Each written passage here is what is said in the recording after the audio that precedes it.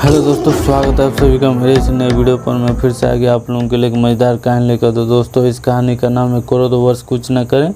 तो दोस्तों, कहानी शुरू होता है। उज्जैनी नगरी में एक माधव नामक एक ब्राह्मण रहता था। उसके कोई संतान नहीं थे, इसलिए उसकी पत्नी ने एक नेवले के बच्चे को पाल लिया। ब्राह्मणी उस नेवले से बेहद प्यार करती थी। वह उसके रहने तथा खाने पीने आदि पर विशेष रूप से ध्यान देती थी। ईश्वर की कृपा से एक दिन वह गर्भवती हो गई और निश्चित समय पर उसने एक पुत्र को जन्म दिया।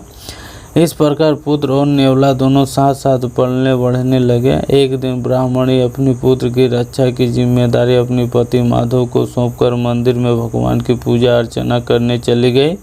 लेकिन कथा आरती आदि के कारण उसे समय का भान नहीं रहा। माधव ब्राह्मण अपने पुत्र की देख रेख में लगा हुआ था कि उसके पास नगर सेठ की ओर से निमंत्रण आ गया। इस पर उस माधव ने सोचा कि यदि वह समय पर नहीं पहुंचा तो नगर सेठ किसी अन्य ब्राह्मण को बुला लेगा।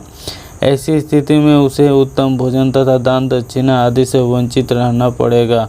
लेकिन समस्या यह थी कि उसकी पत्नी अभी तक मंदिर से नहीं लौटी थी। वह पुत्र की देखभाल का जिम्मा आखिर किस पर सौंप कर जाता। वह इस विषय पर सोच ही रहा था कि उसे नेवले का ध्यान आ गया।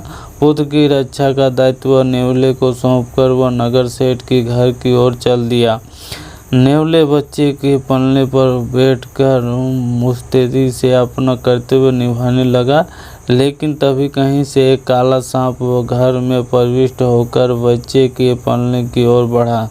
यह देखकर नेवले सतर्क हो गया। उसने सोचा कि वह सांप के बच्चे की ओर ही बढ़ेगा, इसलिए उसकी रक्षार्थ नेवले ने सांप का आक्रमण कर दिया। काला सांप बड़ा ही विकराल था। वह नेवले में झूल पड़ा। काफ़ी देर तक संघर्ष होने के बाद अंततः नेवले ने सांप के टुकड़े टुकड़े करके उसे समाप्त कर दिए।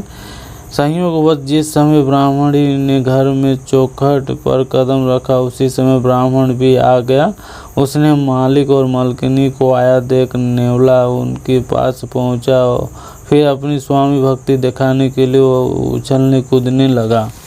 ब्राह्मणी ने नेवले को गोद में उठा लिया। तभी उसकी निगाह नेवले के मुंह पर पड़ी, जो रक्त से सना दिखाई दे रहा था। यह देखकर ब्राह्मण और ब्राह्मणी विलाप करने लगे। उन्होंने सोचा कि यह नेवले ने अपने पुत्र को मार डाला। फिर क्या था, क्रोधवश सच्चाई पता लगाए बिना उसने नेवले को मार दिया। जब माधव और उसकी पत्नी अंदर कक्ष में पहुंचे तो उन्होंने देखा कि बच्चा आनंदपूर्वक अपने पलने पर खेल रहा है।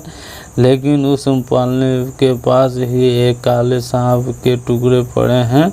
यह देखकर उन्हें सारी बात समझ में आ गई। अब उन्हें नेवले पर मार डालने का बहुत अफसोस होने लगा, लेकिन अब क्या हो सकता था। ब्राह्मण ने तो बिना सोचे समझे अपने पुत्र की रक्षा उस निरपराध नेवले को मार डाला था।